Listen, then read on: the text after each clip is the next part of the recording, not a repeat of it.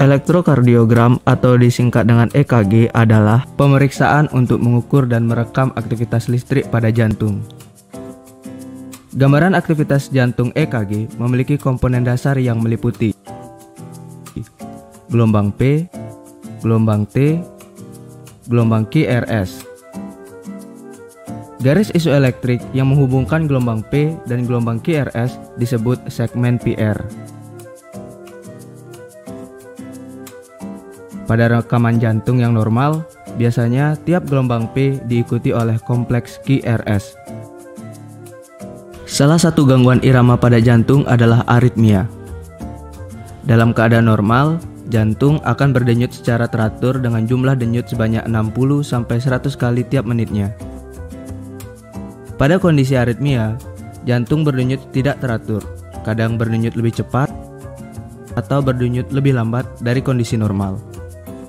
Kondisi jantung yang berdenyut lebih cepat dinamakan dengan takikardia, yang dibagi menjadi 3 bagian. Pertama adalah sinus takikardia yang memiliki ciri-ciri detak jantung yang lebih dari 100 detak per menitnya. Panjang dari interval PR-nya sekitar 0,12 sampai 0,2 detik dan memiliki durasi QRS 0,06 sampai 0,10 detik. Lalu ada ventricular tachycardia, di mana terdapat lebih dari 3 irama ventrikuler dengan frekuensi 100 sampai 250 kali per menit. Pada rekaman jantung ini, biasanya sulit untuk menemukan gelombang P. Lalu ada supraventricular tachycardia, memiliki frekuensi 140 sampai 280 kali per menit dengan kompleks QRS yang sempit. Gelombang P juga tidak terlihat dengan jelas. Kondisi jantung yang berdenyut lebih lambat dinamakan dengan bradikardia.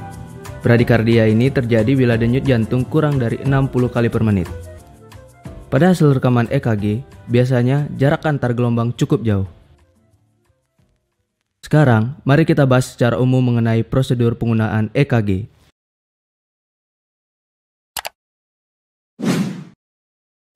Dalam penata laksanaan prosedur EKG, pastikan kalian menyiapkan alat terlebih dahulu, seperti kabel elektroda dada, elektroda ekstremitas, jeli, kertas EKG untuk rekaman hasil jantung, dan bed untuk pasien berbaring.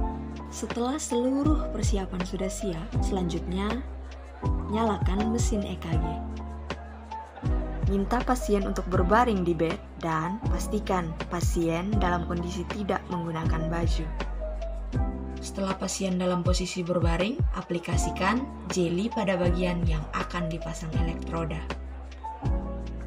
Pasang elektroda di ekstremitas bawah dan ekstremitas atas pasien. Kemudian, tentukan bagian yang akan diberikan elektroda di bagian dada. Diingat agar tetap menggunakan jeli. Kabel elektroda diletakkan di bagian V1 hingga V6. V1 berada di linea parasternal kanan pada interkostal 4. V2 berada di linea parasternal kiri dan juga pada interkostal 4. V4 berada di interkostal 5. V3 berada di titik medial antara V2 dan V4. V5 berada di linea aksilaris anterior. Dan yang terakhir, V6 berada di linea mid aksilaris sejajar dengan V4 dan V5. Setelah semua berhasil ditemukan, lanjutkan dengan memasang alat EKG dengan cara tempelkan di dada pasien. Mesin EKG kemudian akan merekam aktivitas listrik jantung pasien dan menampilkannya dalam bentuk grafik gelombang listrik di kertas EKG. Pemeriksaan menggunakan mesin EKG dapat digunakan untuk semua golongan usia karena tidak menimbulkan risiko terkena sengatan listrik atau secara umum untuk pemeriksaan menggunakan EKG tidak ditemukan kontraindikasi. Jadi, untuk pasien yang ingin memeriksa kondisi jantung dapat menggunakan mesin EKG karena sangat aman, cepat dalam pelaksanaannya, dan tentu saja tidak menimbulkan rasa sakit. Sekian pembahasan dari kelompok kami.